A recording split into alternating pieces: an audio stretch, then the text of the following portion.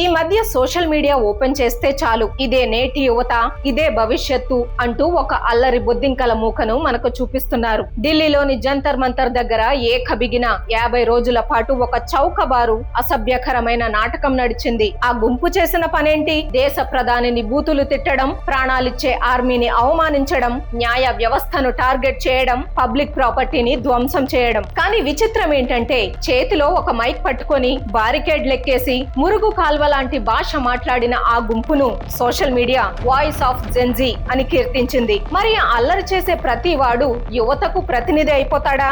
అసలు వీళ్ళ మన భవిష్యత్తు? ఖచ్చితంగా కాదు. మరెవరు?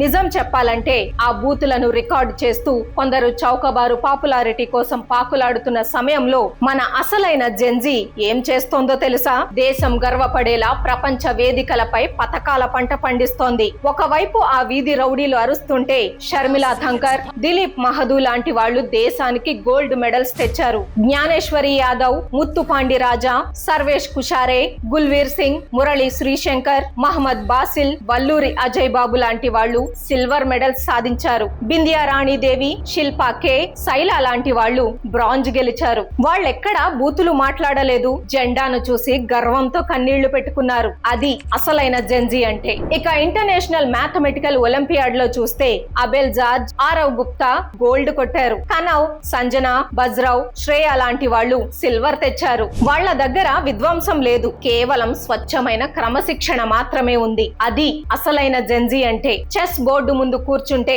డి గుకేష్, ప్రజ్ఞానంద, వైశాలి, దివ్యా దేశ్ముఖ్ ప్రపంచ ఛాంపియన్లకే ముచ్చెమటలు పట్టిస్తున్నారు. ఇక ఇతర క్రీడల్లో నీరజ్ చోప్రా, లక్ష్య సేన్, అంతిమ్ పంగాల్, పాలక్ గులియా, సూర్యవంశీ లాంటి వాళ్ళు ప్రపంచ స్థాయిలో భారత్ సత్తా చాటుతున్నారు. వీళ్ళు సైలెంట్ గా ఉంటారు, కానీ వీళ్ళ విజయాలు ప్రపంచమంతా మారుమోగుతాయి. అది అసలైన జెన్జీ అంటే. కేవలం ఆటలే కాదు, మన కుర్రాళ్ళు స్పేస్ స్టార్టప్స్ పెట్టి శాటిలైట్స్ తయారు చేస్తున్నారు.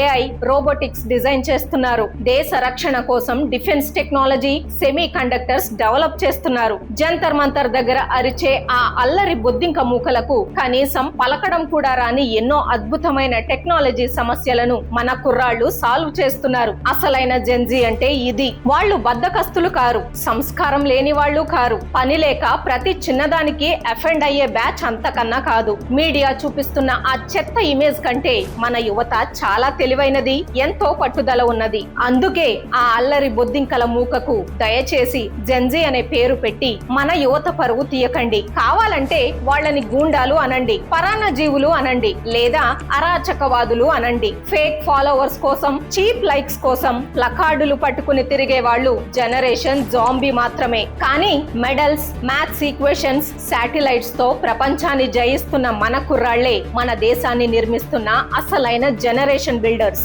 దీన్ని బట్టి చూస్తే మనకు అర్థం కావాల్సిన నిజం ఒక్కటే. మన భారతదేశానికి యూత్ ప్రాబ్లం లేదు, మనకున్నది కెమెరా ప్రాబ్లం. మన మొత్తం యువత ఆకాశాన్ని తాకాలని నక్షత్రాల వైపు చూస్తుంటే ఈ మీడియా కెమెరాలు మాత్రం తీసుకెళ్లి మురుగు కాలువలను చూపిస్తున్నాయి. ఈ విషయాన్ని ఇక్కడితో ఆపకండి. ఆ ఫేక్ యువత అల్లరిని ఎక్స్పోజ్ చేయండి. నిజమైన యూత్ ని సపోర్ట్ చేయండి. ఈ మాటలతో మీరు ఏకీభవిస్తే కింద కామెంట్స్ లో రియల్ జెన్జీ అని టైప్ చేయండి. మన అసలైన భారత యువత సాధిస్తున్న ఈ అద్భుత విజయాలు ప్రతి ఒక్కరికి తెలిసేలా ఈ వీడియోను షేర్ చేయండి. ఫేక్ యువతకు కాదు, రియల్ యువతకు అండగా నిలుద్దాం. జై హింద్.